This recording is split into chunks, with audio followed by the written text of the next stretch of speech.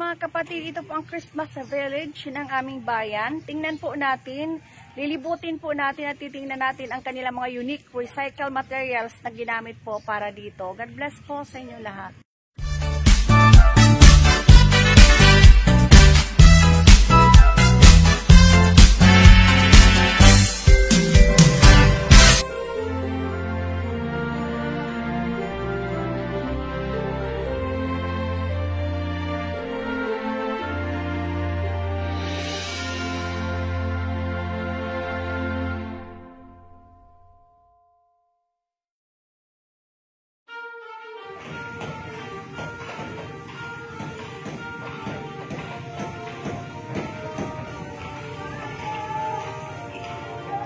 Tingnan po natin sa mga susunod na mga araw sa pagkatapos ng kanilang mga ginagawa sa kanilang mga bahay na naka-assign po sa kanila.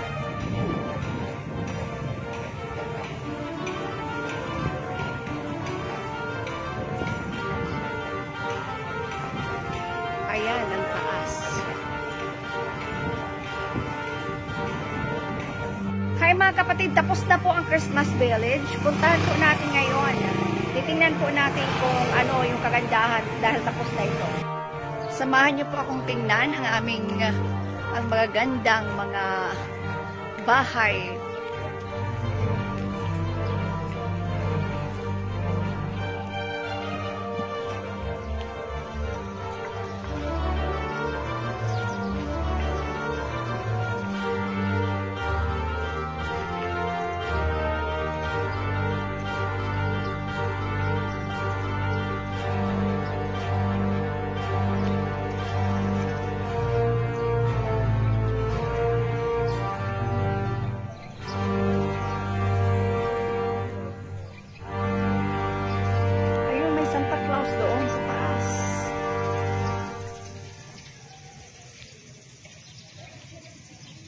Ayun, meron siyang magandang message. Jesus is the reason for the season.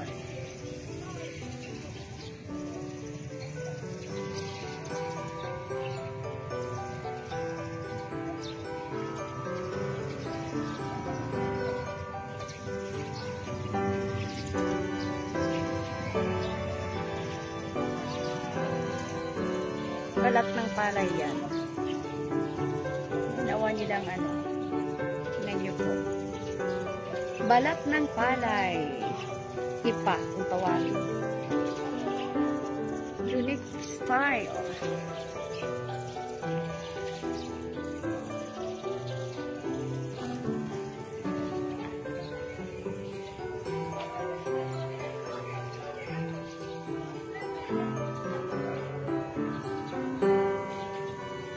Ito naman, mga recycle materials. Ayan, yung mga 1.5 na mga soft drinks.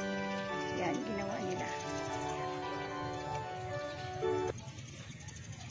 They are very creative. Ginawa nilang bulaklak.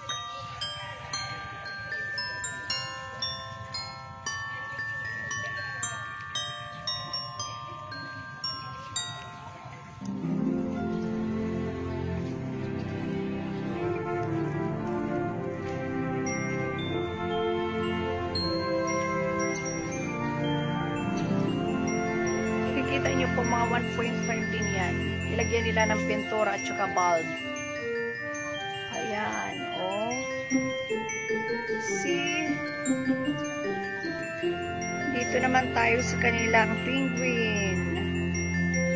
Ayan, mga salad cups. Mga salad, mga disposable.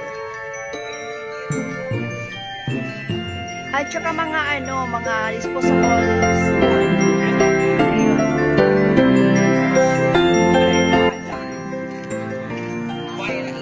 Ayan. Tingnan mo. Very unique yung kanilang flower.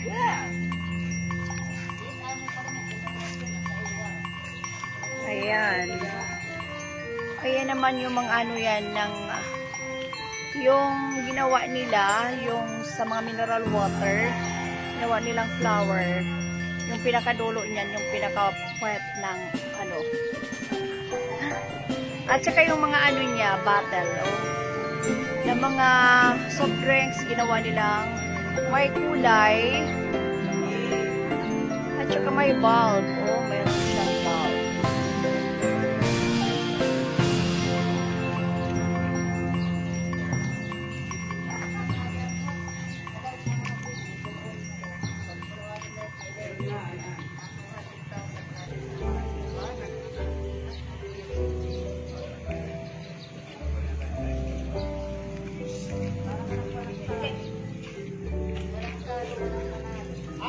Kanilang flower ay disposable spoon.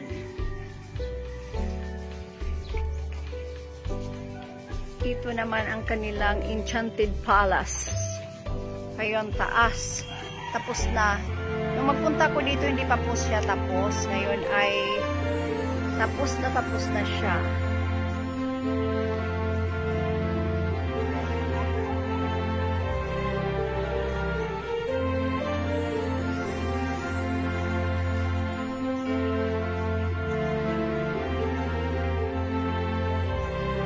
Dito naman tayo sa Barangay 13.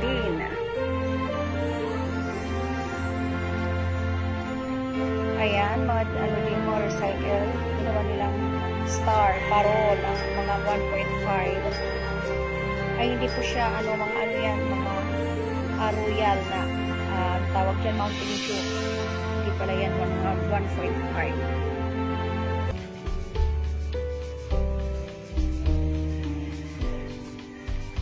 Ayan, papasok mo pa lang sa kanila. Meron sila, may mga Merry Christmas, welcome. Mga bamboo ang ginawa nila. Barangay 13.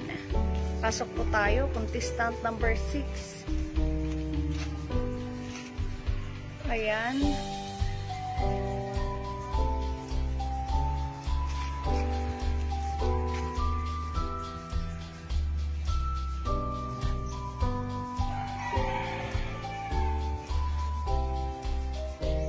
Mga kinulayan ng mga ng kabibi. Yan, iba't ibang kulay ang kanilang decoration. Ito naman tayo sa contestant number 7, Barangay Kabaguan. Ayan, ang kanilang bahay. Sa upstream barangay po yan.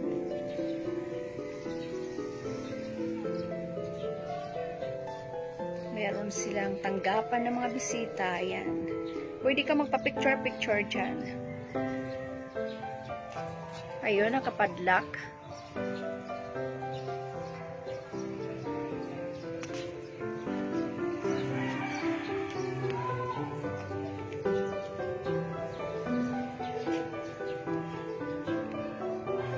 Ang kanilang Christmas tree ay gawa po sa, magpapansin nyo, mga botilya. Mga bottle po yung nandun sa loob, ng wine yata. Nilagyan ng iba't ibang kulay. Ayan.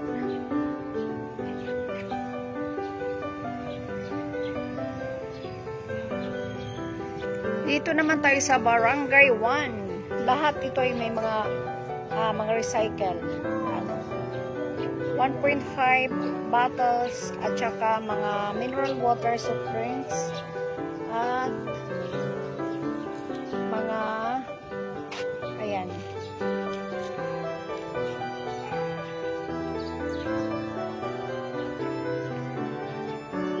Nandun sa taas din, ganoon din recycle na Mountain Dew. At mga maliliit na soft drinks, nilagyan po nila ng may mga laman na kinat na yung mga ginunting-gunting na maliliit na mga chicheria, mga plastic.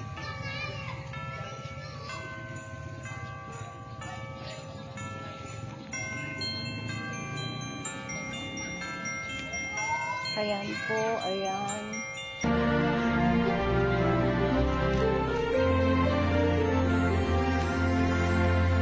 Mapapansin niyo po yung kanilang decoration. Lagyan nila ng loob ng maliit na supplies. Lagyan nila ng mga ginunting-gunting na mga plastics or chicheria.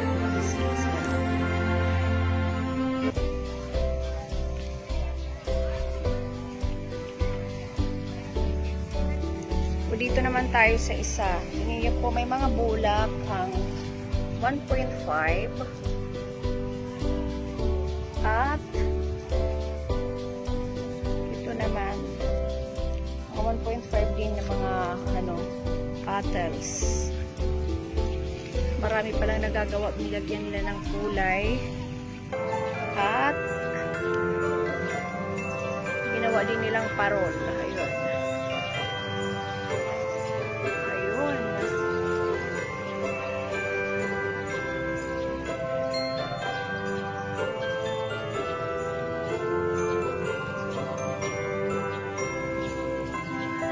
Ang kanilang mga Christmas tree, naglagyan ng mga bowls. Ayan.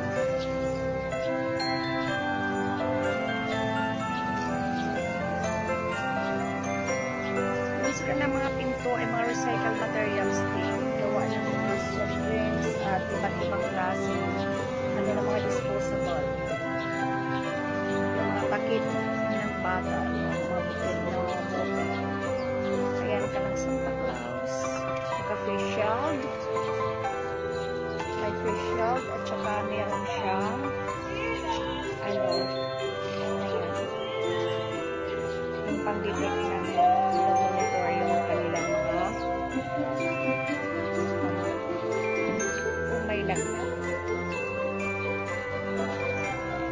Dito naman tayo sa kabila. Ayun. Umpisa number 10. Barangay 10. Tignan natin.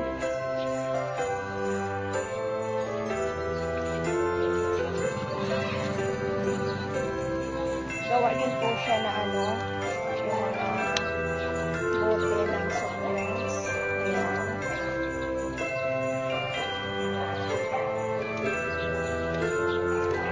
At saka yung takip dito.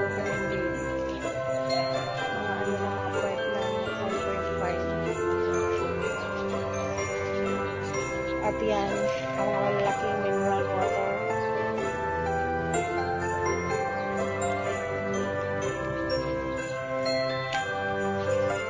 Ang kanilang Christmas tree ay, ang ginawa po yan ay mga 1.5 din. Nilagyan nila ng bulak. Ayan. Tapos ang kanilang mga pinilin sa dito.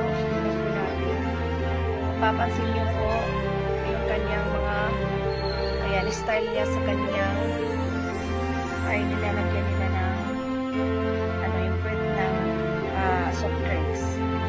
O nagmukha siyang parang may, kasi lalagyan po yan ng ilaw pagdating.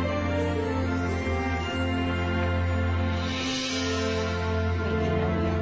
Yan nakakagandang tingnan.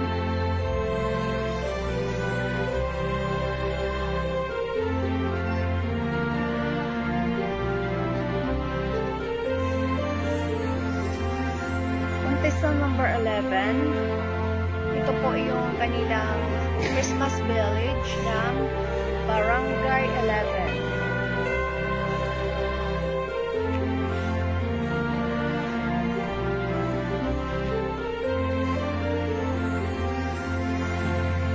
Ayan po ang Barangay 11 ng kanilang mga botelya, mga bote. Ayan. Mga din, recycled materials ang kanilang ginamit. Ayan.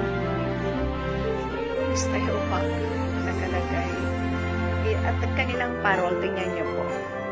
Isang disposable glass po ito. Disposable glass, nilagyan nila ng Christmas lights and Christmas balls. Nilagyan ng raffle.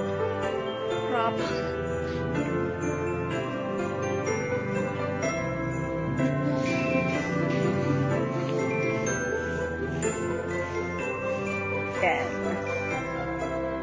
may mga halaman sa labas. Pinakamalaking Christmas tree dito sa munisipyo. Dito naman po tayo. Tingnan po natin ang kanilang penguin. Ayan. Mga din yan. Bote, lagyan ng tapos mga disposable cups. Pinalot lang nila. Plastic. plastic kasi nga maulan dito. Ayun, at ang kanilang mga nilagyan ng Christmas lights ay ang mga bottle na iba't ibang kulay. Nilagyan ng kulay at design. At makikita nyo po yung kanilang ayan, nilagyan nila ng kulay at lagyan nila ng smiley.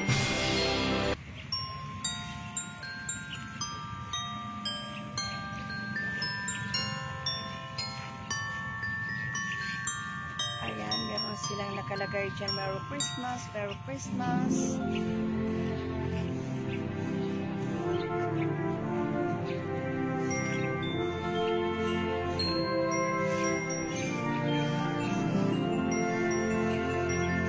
Sa barangay ito po ito.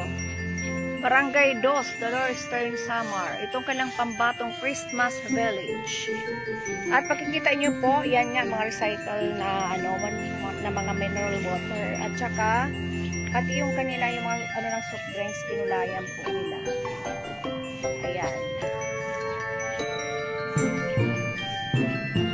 Very unique things. Ayan kanilang mga cat na malalaki. Binilaw din po yan doon sa loob kasi meron siyang mga Christmas lights pati yung mga nasa paligid nila.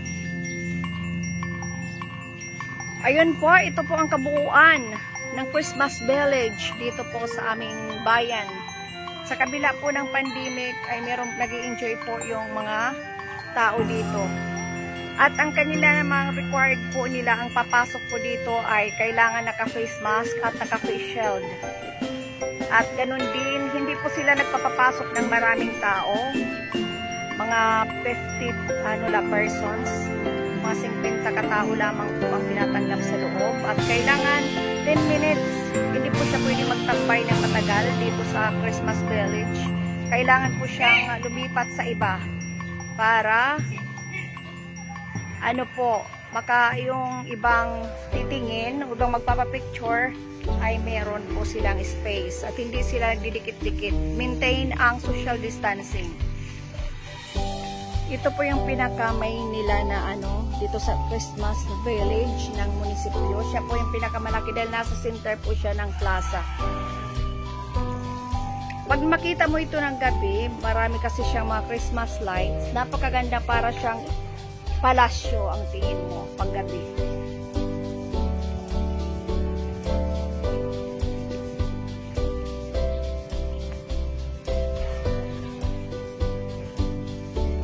Ayan po, maintain 1 meter social distancing. Meron po siyang mga nakalagay dyan na mga sa gitna. Kasi yung daan ng tao, ayan, yung nasa loob ng lubid, hindi po pwedeng pasukan ng tao. Doon lang siya dadaan sa mga gilid. Kasi nga, mayroon din dyan sa loob yung mga nagbabantay. At meron din nag-remind sa kanila na i-maintain ang social distancing.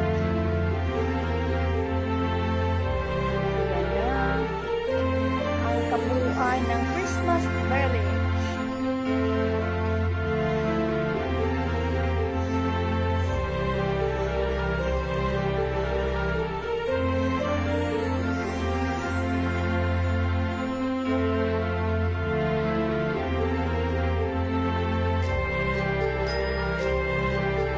Habang papalapit ka po sa plaza, ay makikita mo hanggang doon, malayo ang marami. Dito pa lang maliwanag na.